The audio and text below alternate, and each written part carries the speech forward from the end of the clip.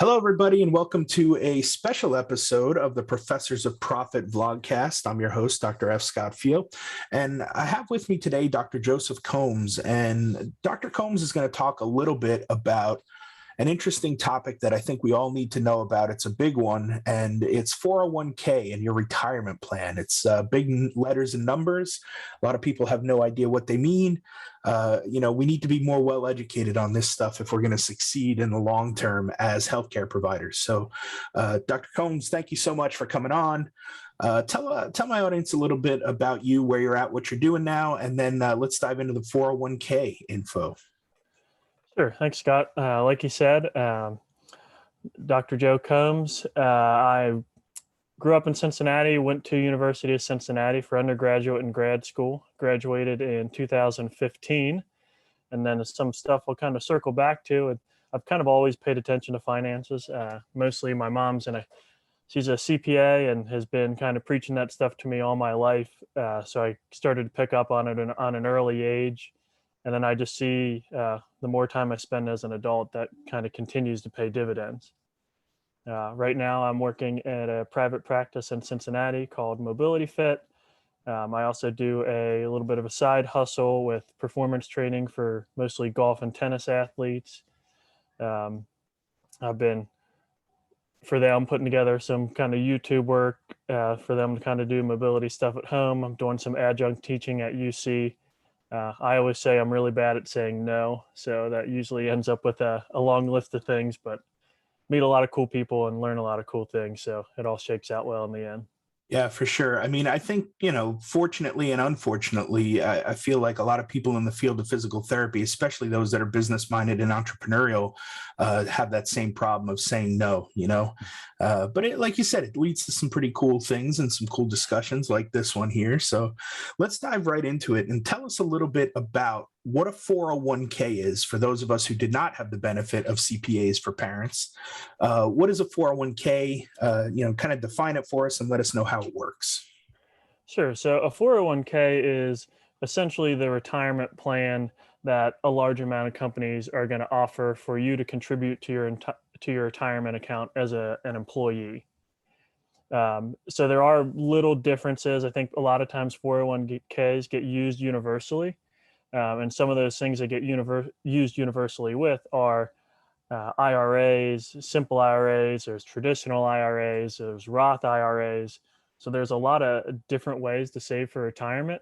And I think one of the best things anyone can do is, first of all, look up what your company offers if you don't already know. And then just do a little research about it. I'm a full-time PT. I've got a lot of projects I do. So I mean, I use a financial advisor and things like that. I think the big thing is use the resources around you. That's the great thing about Google is you can immediately Google what is a 401k and get a very Webster's dictionary description and comparing it to other things. So the biggest thing, see what your company does, see if they offer any matches or anything like that. So this is a very common phrase, and I heard it all the time growing up, is you never turn down free money. And what you'll see in a lot of retirement accounts as an employee is that your company will offer some kind of match. 3% is a very typical match, or they might match all of your contributions for 3% and then half of them at 1.5%. But that's literally them giving you free money. So if you are putting $100 of your own in per paycheck, and you get 100% match, the company is putting $100 in for you. So if you remember anything from this entire conversation, take the free money, at least contribute enough to get the match, because otherwise you're literally just giving away free money.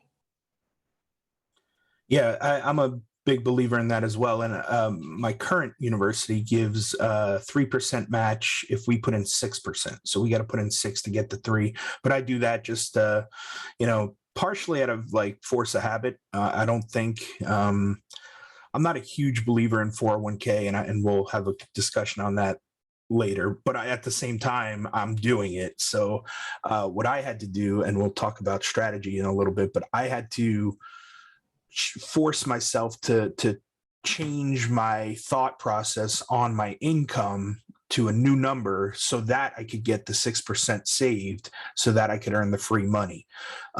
But when we look back historically, pension plans are dying left and right. They're just non-existent these days, and rightfully so. I mean, they've killed a lot of businesses, from back in the 80s and even earlier. So pensions just are hard to come by these days. I think the VA, maybe the government, a couple of government jobs might be able to get one, but you're just not seeing pensions. So there's been a shift from pension to 401k now, and 401k is kind of like, all right, it's place where you put your money, and the company usually has some sort of investment strategy, and that investment strategy can fluctuate up and down a little bit, but as long as you're constantly putting in money over the long haul, they've diversified things enough to where you're probably going to win based on the American economy, right? Now, I've had people who were interested in paying off their student loans as quick as possible, and so they've kind of heard the strategy. Well, don't contribute to your 401k. Take all the money you can and put it towards student loans. That could work for some people. I think realistically, you really want the best of both worlds, right? You want to be able to put away for the 401k, and you want to also be able to pay off your student loans as quick as possible. And I think that's where a lot of the side gigs and the side hustles that I teach really come into play, because I can use my 9 to 5 as not only great medical benefits, which is awesome, but as my 401k plan, and then put the money that's allocated into there, then use the side hustles and the money I make from those to then help pay down my student loans quicker and quicker. But there's a million ways to skin a cat. So I think people need to realize that there's different strokes for different folks, right? There's different strategies when it comes to retirement and your savings, and it's a matter of what works for you and your life plan, right? If you want to have kids and grow a family and buy a house and cars and all that, you may have to defer some things and move some things around in order to make it work. Would you agree with that? Yeah, I would completely agree. It's funny. It's something I would tell my classmates, even in PT school, talking about loans versus paying toward retirement. And again, like you said, it's very different person to person. You can take a very analytical math approach, which was kind of my style. Again, son of a CPA, so I just look at what kind of interest rate am I paying back on a loan, and what kind of interest rate can I expect in return for my retirement account. And the easiest way to do that is if you look at the just annualized returns of the stock market, which, just for anyone who doesn't know, when you invest in a 401k, an IRA, that money is in the stock market. So a lot of people have a lot of misconceptions about the stock market and how crazy it is and how it might lose you money. If you're investing in retirement, you're in the market. But you typically talk about a 10% return over time. And I forget the uh, exactly where that figure came from. It was either over 50 or 60 years. The U.S. economy grows at an average of 10%.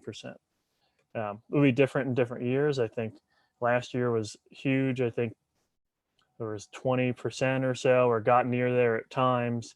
Obviously, in a recession, it goes the other way.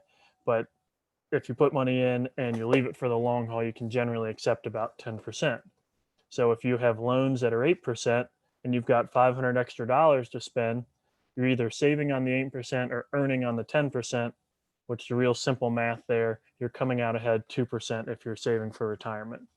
Um, but I'm also big on peace of mind, right? Some people can't stand the idea of student loans hanging over their head, so they want to pay more toward that. And I think that's understandable, but it's a lot more understandable if you do it and you know what you're doing, because you don't want to get 20 years down the road, start looking into your retirement benefits, and then realize I'm way behind.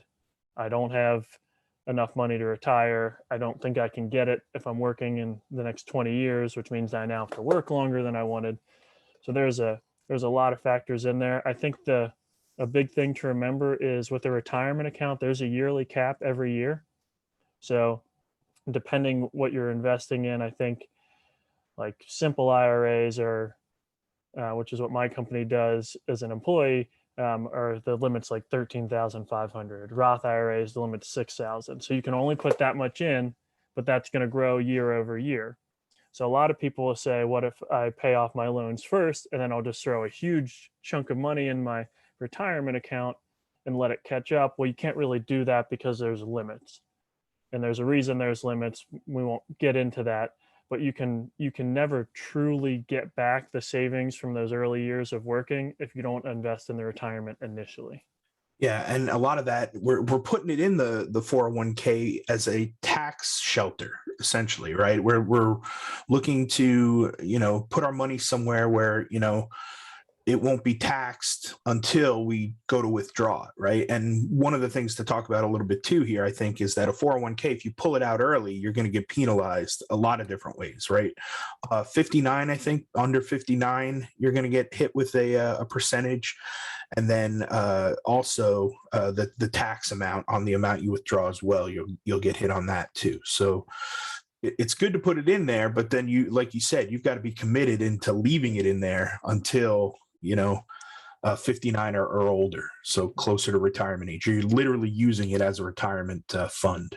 Right. But again, I'm a big believer of diversifying as well, and not having that be my only fund for retirement, and I'm definitely not relying on Social Security and the government, because I don't even know if that's going to be around when I'm ready to retire, Right.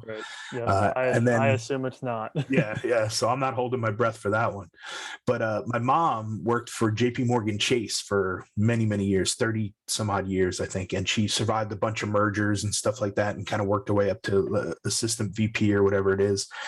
And she was right about to retire. And that's when the housing market crashed and everything tanked, and her stocks, most of her retirement was in JP Morgan Chase stocks. So she had to actually wait like 2-3 years longer for the stocks to go back up for her to retire and collect on that. So again, that just to me was an eye-opening event where I was like, okay, I now know that I need to diversify in order to make sure I've got a couple different nest eggs growing as best I can, so that I, avoid that issue, and I can retire hopefully whenever I feel like I'm ready to. Yeah, the diversifying is a great point.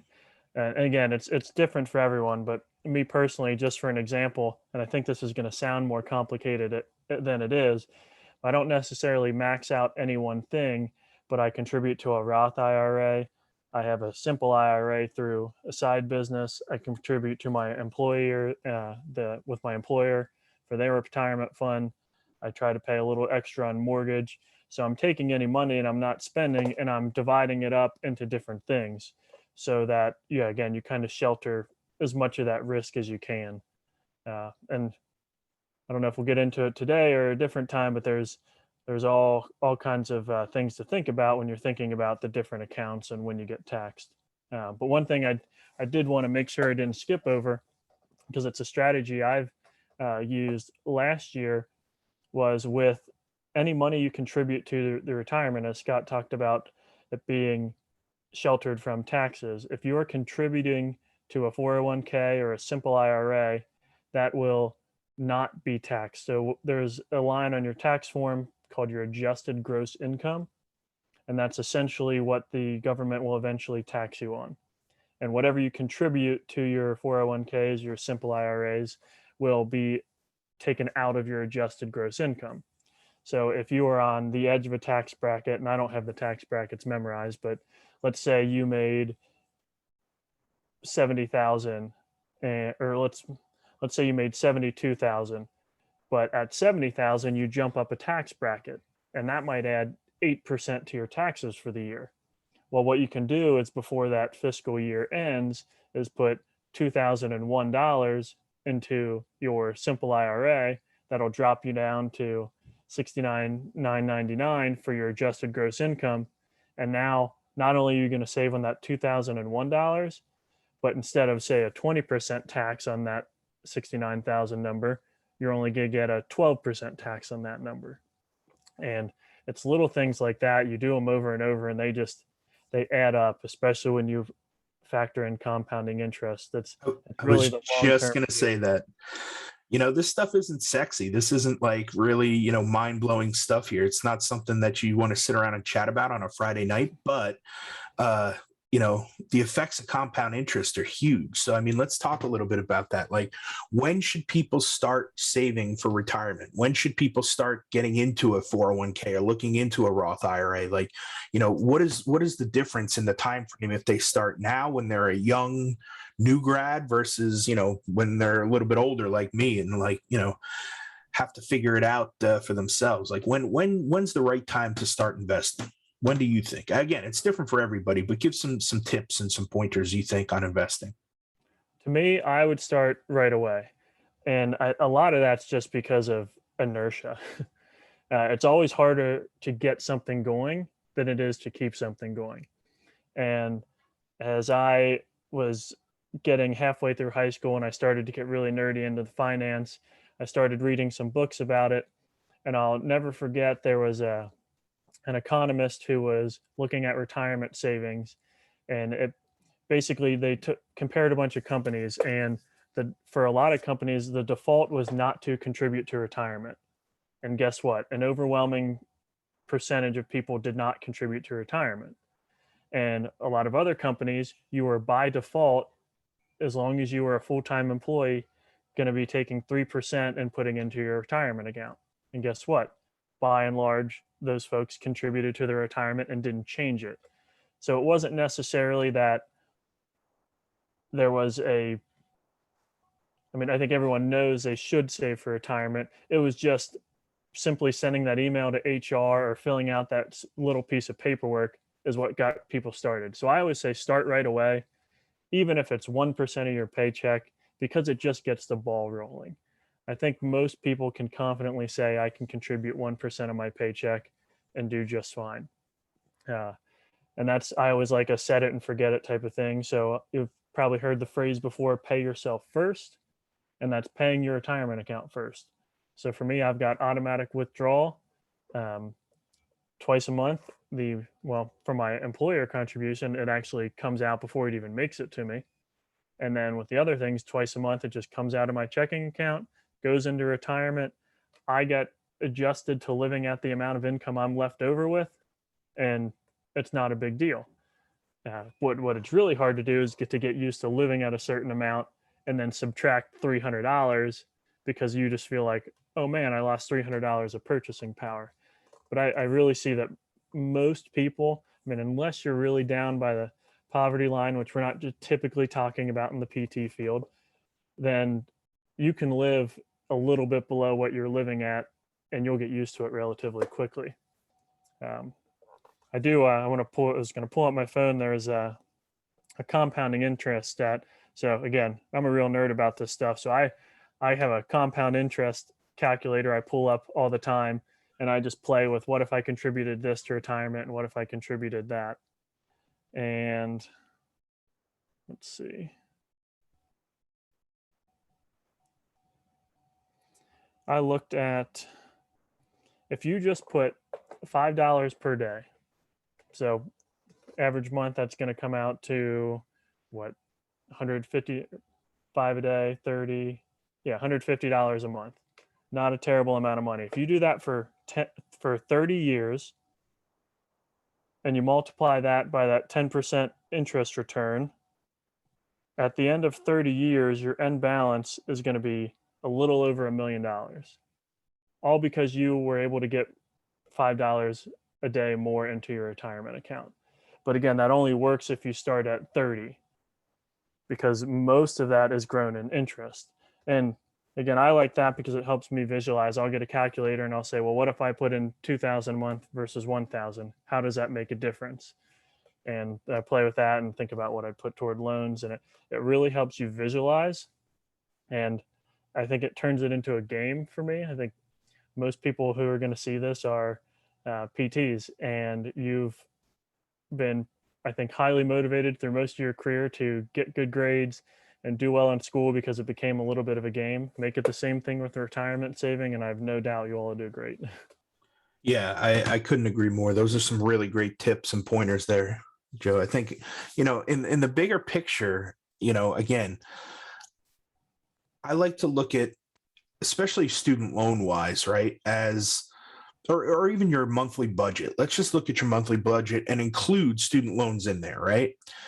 There's only two ways you can make those manageable. You can either cut costs and save as much as you can and not buy that latte and not, do the little things here and there that cost money and budget that way, or you can make more money and have more income to throw at your monthly budget, right?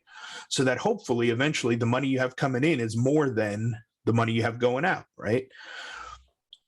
To me, it just doesn't make sense to cut those corners and deprive yourself of that latte. And like, I just don't think, not watching Netflix every month is going to make a big picture change where you're going to have all this money left over.